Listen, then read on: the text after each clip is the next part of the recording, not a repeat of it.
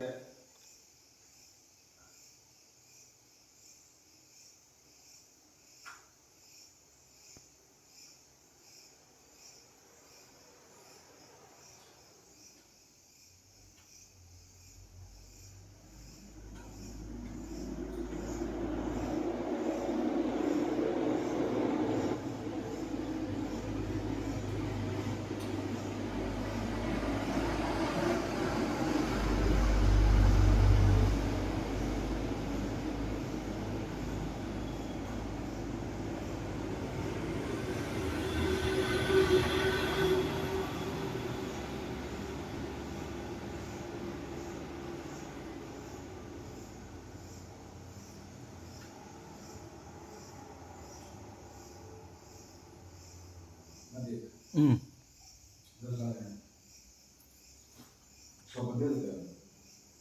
Very low. Linga. Antibati. So apa ni linga? Ah, so apa linga katina? Lama. Signal lắm lồ. Ắt lăng về thấy cái mỏ.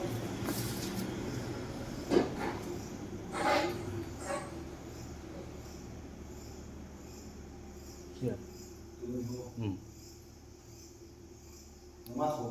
Nhìn lầu ràng van thì khai chúng. Ồ. Hay là kiểu, hay là bên gì?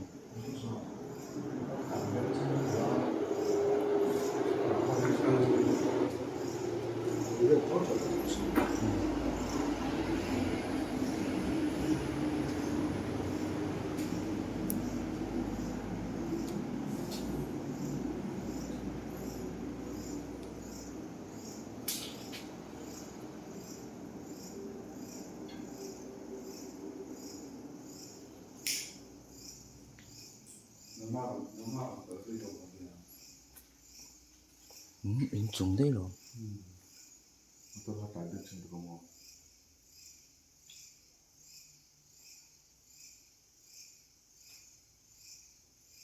Tu na thom ron siam tu ka nang mai ni mo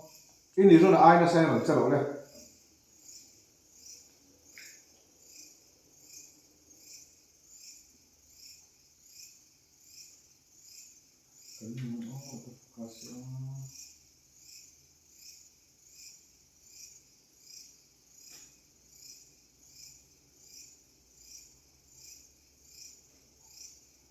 tu na thom siam tu ka nang mai ni chuan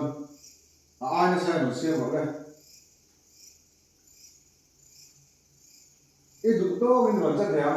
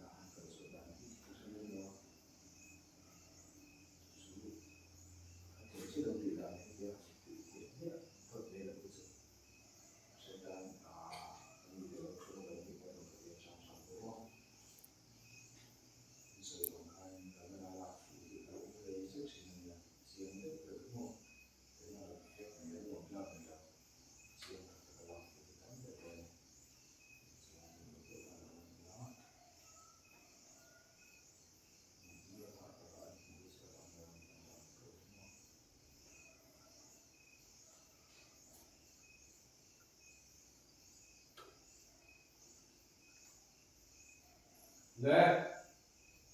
lâu ít lần rồi nè, thì ông mà đi xuống nè. Cái đủ xuống đây nó đặc xa có hiện tấm lòng đây khen theo. Mà sẽ khen sống thì chiếc ở phát lắm không? Thì ông mà đi thì các chuyện nó tù ra tàn. Các đặc xa hiện tấm lòng đây đủ xuống thì khen theo mà. Ông mẹ rồi chú phê làkin sẽ khen sống thì ba. Các vị đúng không?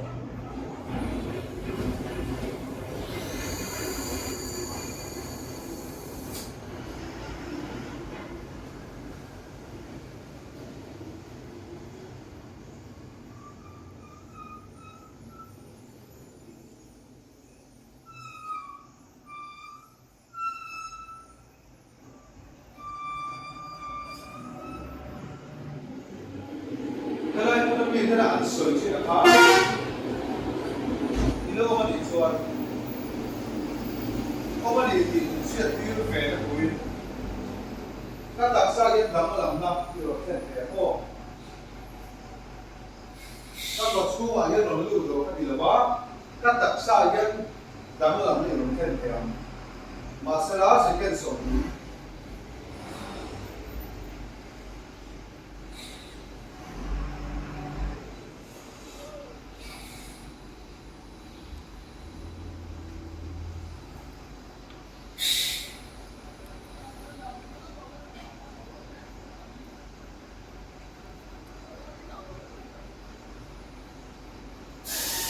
Đấy, biết thế nào ăn sôi chi ăn mùng chín, nấu bằng pha là những lần thế, men mái cũng lợi khác là những lần chuyển khác. Như lớp cùng mà đi xuân, nó mà đi tìm nó sẽ đi ở đây.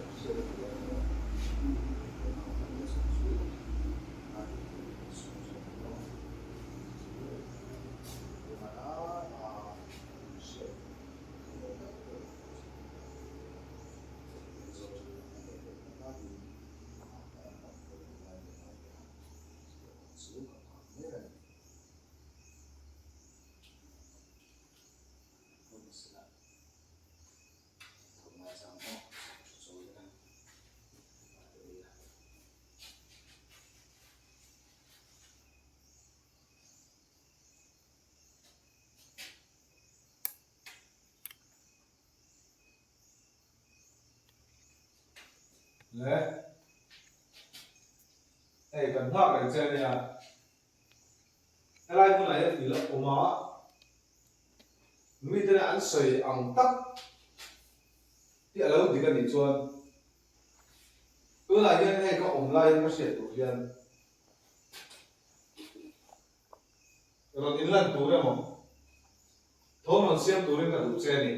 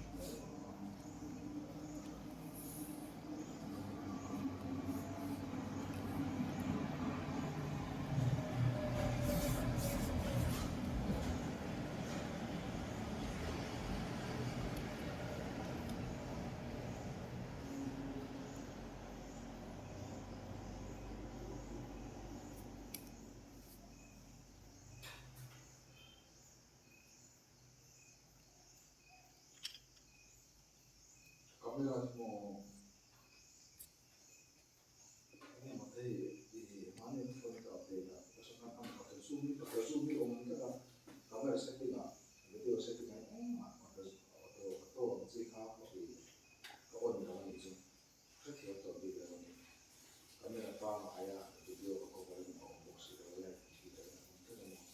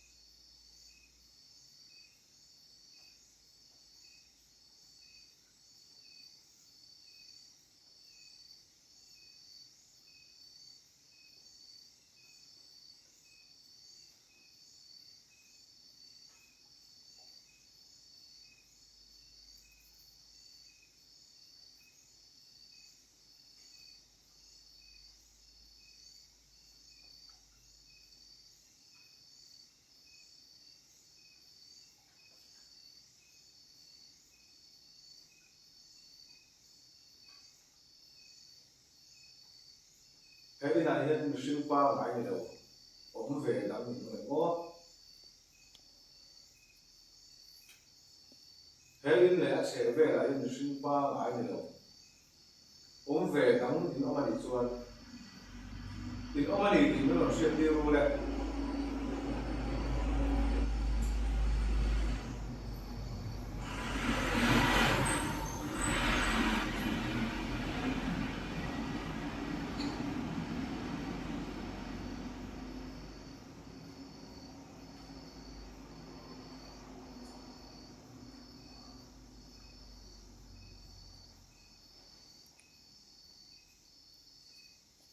in đủ tuổi đi làm chất hẹp đủ lại nó mà đi rồi thì là đủ lá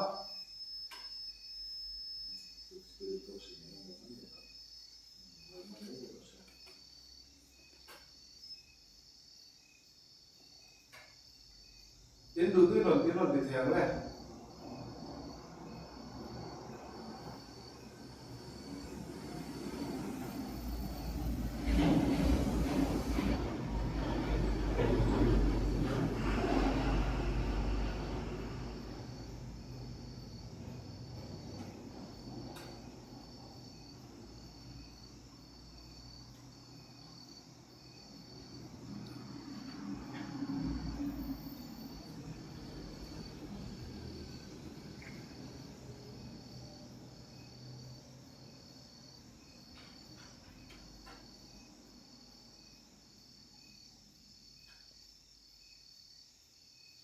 cái răng vả đây ông anh à rồi bên người bốc ta chơi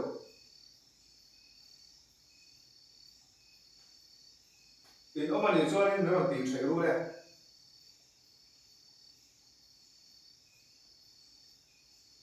mình sinh pa ngài này đâu cái in lại sẽ về ông về đây ông anh đi cho mình đừng cái này là in ông xin làm nó ông về luôn đấy mình đừng cái mù tù ra in nó in lần và nó in lần luôn đấy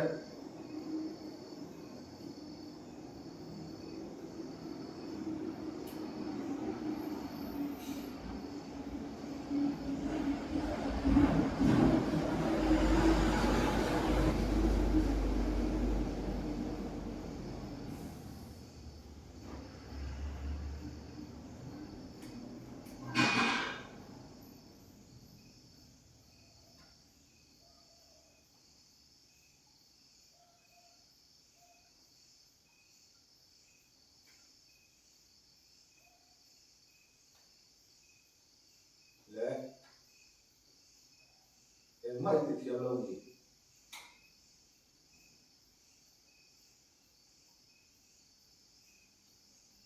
thì thiam phát cái này lâu gì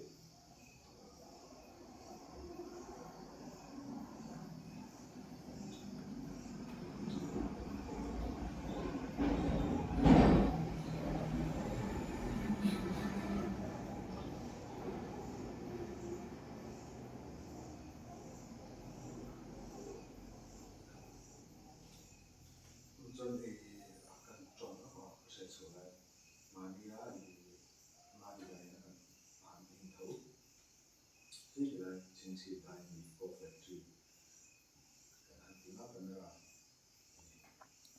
การกำโอ้มาเดิมมาขนาดลาวกัน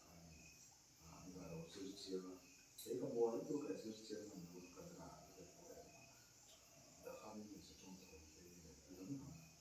เรานั่นเองนะนะเป็นเราเนี่ยจะซื้อออกไปนะมาจะนั่นอะไรก็กันนะเราไม่จำเลยว่า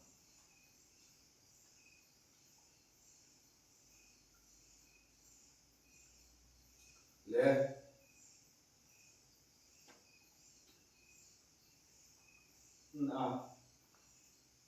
มือที่รนตีมือเฟ้ก็สุกระต้องมันไม่ถูกมือที่ดิ้งตีก็ทั้งสมองอันใส่หัววักถ้าบอกง่ายเดียวเจียงตะกินซึ่งป้าง่ายดีเวลแค่ไรพวกนี้ก็มาดีเสียดเองนะครับ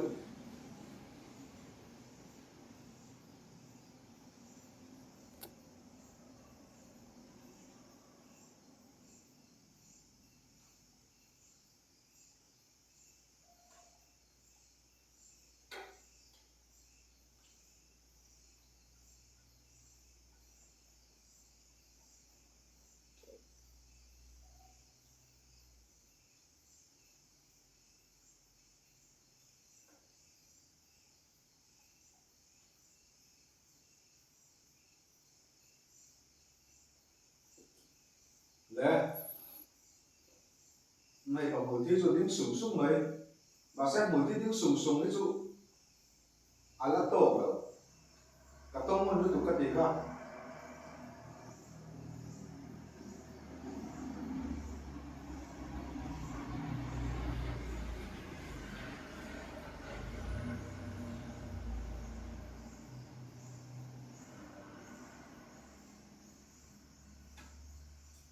chứ đó làm đâu hết rồi thì tôi cái tụ châu này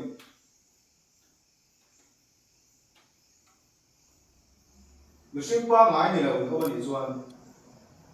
tôi nói rằng in ông anh đi nó làm xuyên tiêu nó cả tôi này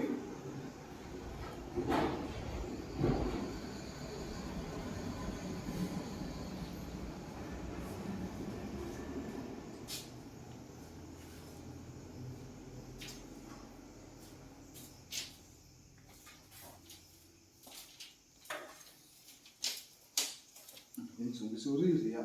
à thì đang làm tụ cái này cái gì đó in chúng gì cái hari dan nói về mà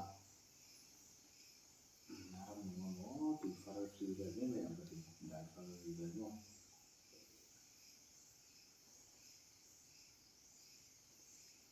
lẽ rồi rồi chui chui thế chứ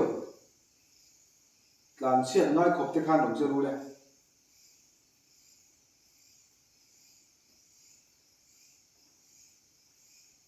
in om le rồi fin phía tôi là câu mấy cái này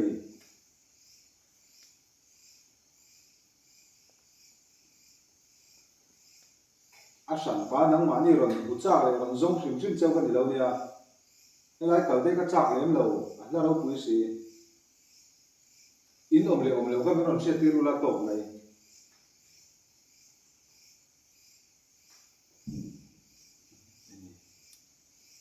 xiên đi tóc này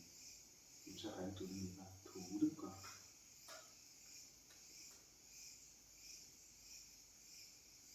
nó rất là nặng có thể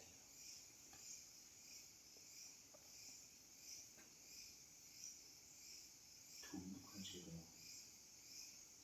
thì mình sẽ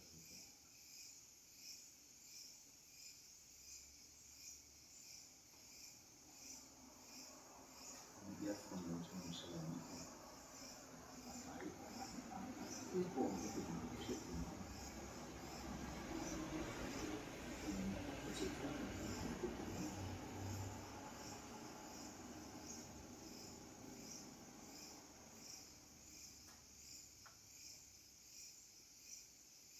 lẽ rồi sẽ tắt tắt đâu lên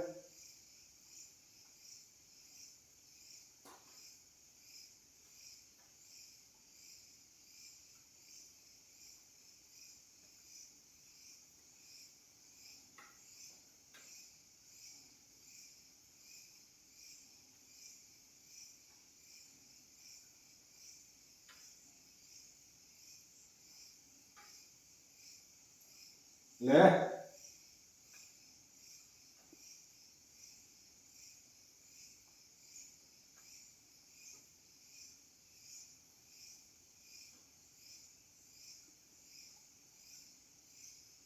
in om le sẽ cái đủ mấy này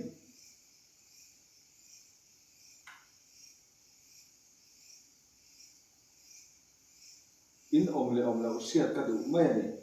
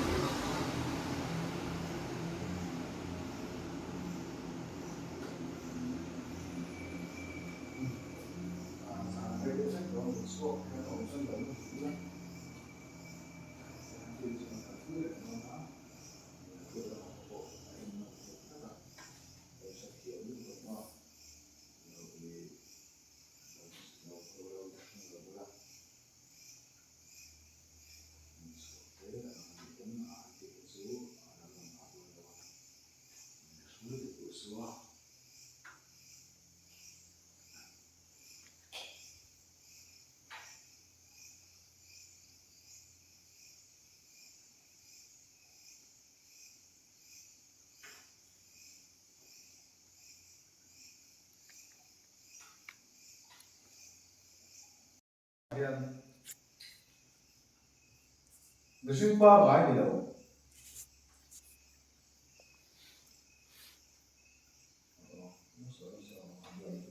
mihring pa ngai ni lo lai mi te pu tu ra om tak tak ro ni lan chi me se na pam tha ang te tin ne mai pu dom lo tak ro ni lan chi na ka tu na hian em thil nge i ni a em wanga chu te nga mi te pu tu ra in lan chi nge i ni ti ka se lo wa zanin ne nang ma siat chian duin ron kal ka ni la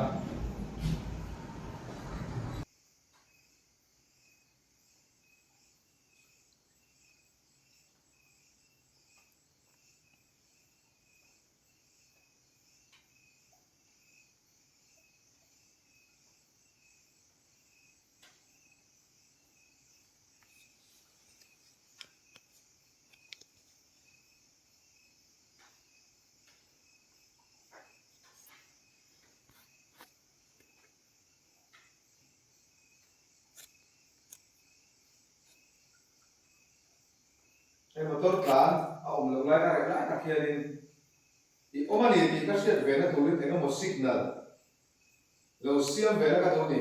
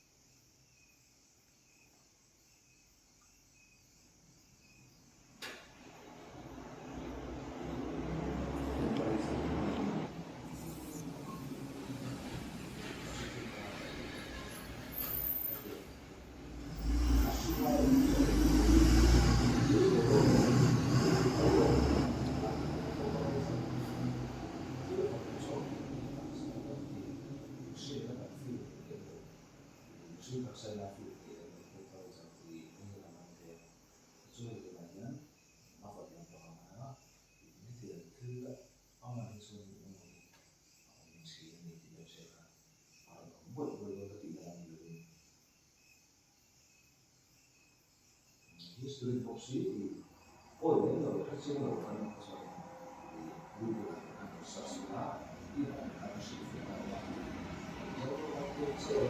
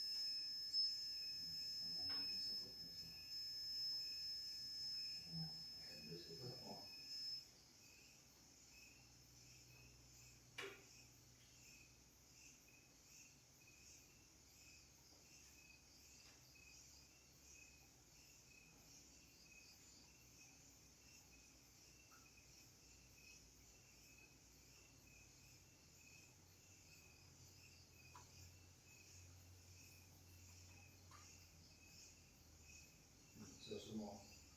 hasil kerja itu ini esok kita ini kita pada arah kedepan menggunakan cara profesional itu sekarang ini masih dalam persoalan ini biasanya ini asal pengajian alumni apa ini semua sekarang mau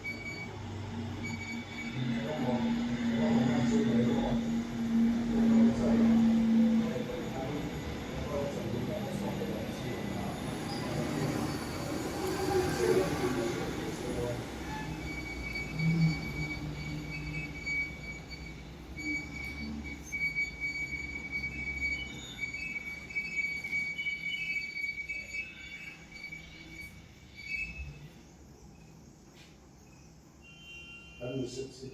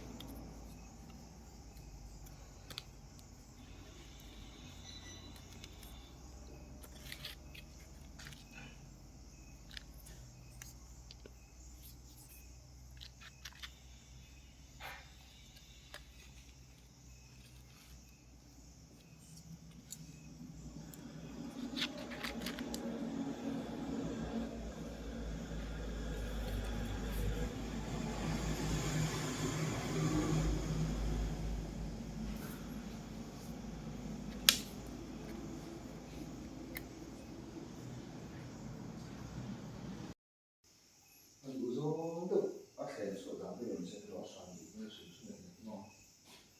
이상하면서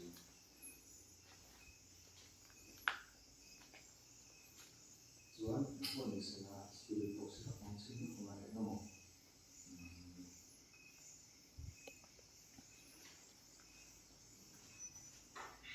멤버들 발에 장난이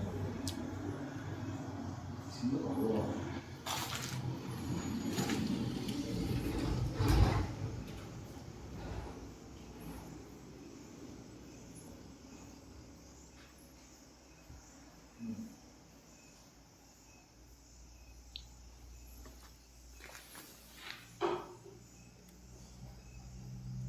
thì đây là phong sinh phong hoa thì lên được thì lên phong sinh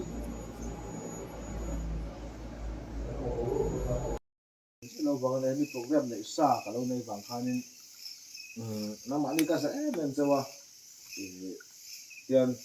han tin hi kan boi pui ma sak phat ani man mo le kan tan ho le na dam doi lama ka le ha ka ngai do na ni a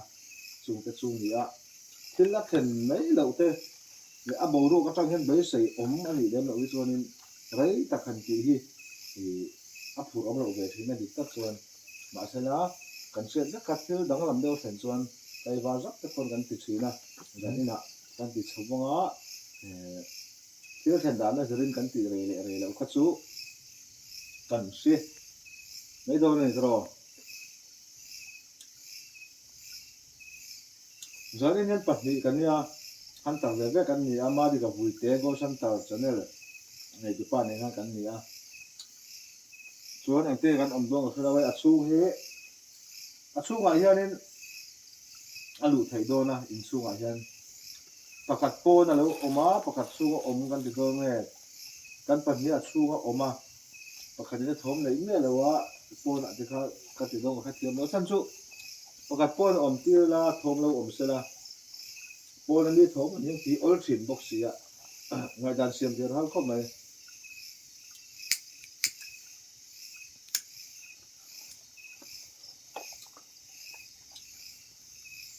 cứ tổ lắm mà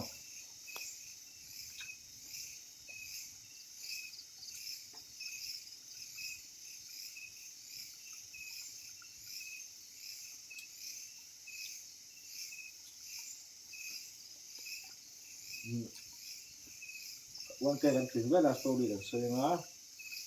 กันเรื่องนี้อย่างมาทำดีกว่า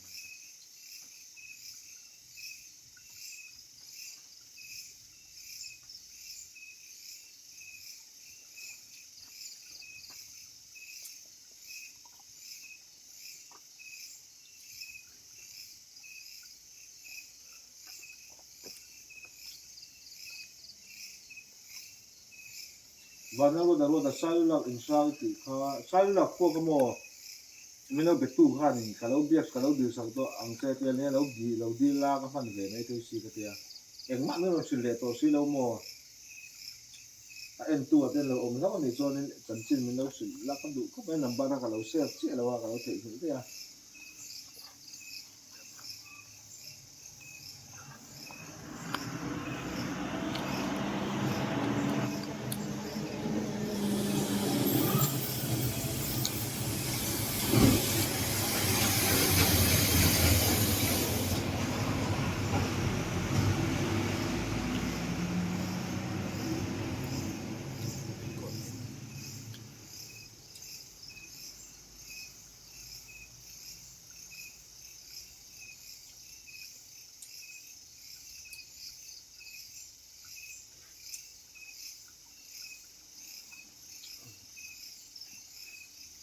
ใส่ร้างแหละบุจลินการโอ้ใส่ร้างแหละบุจลินการะอะไรเนี่ยกัน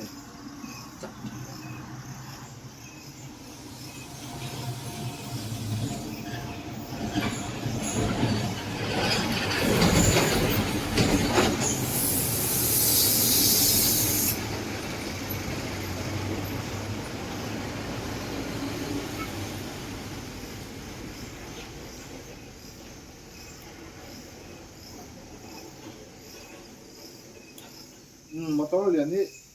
อันไว้ว่าให้ก็มั่วให้ยี่อันนี้อันโดนผมไม่อะอันเกติจีนก็มันกล้องให้บล็อกจีนบล็อกซีแล้วอะ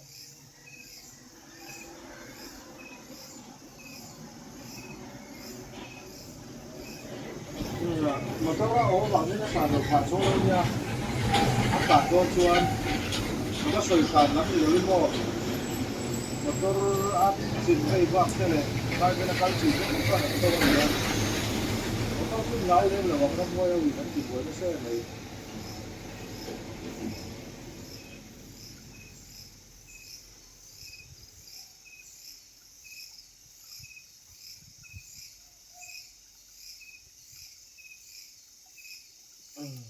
em tụi tôi cũng vậy lại bác sĩ cái thằng đó cho nó story nó sửa nó nữa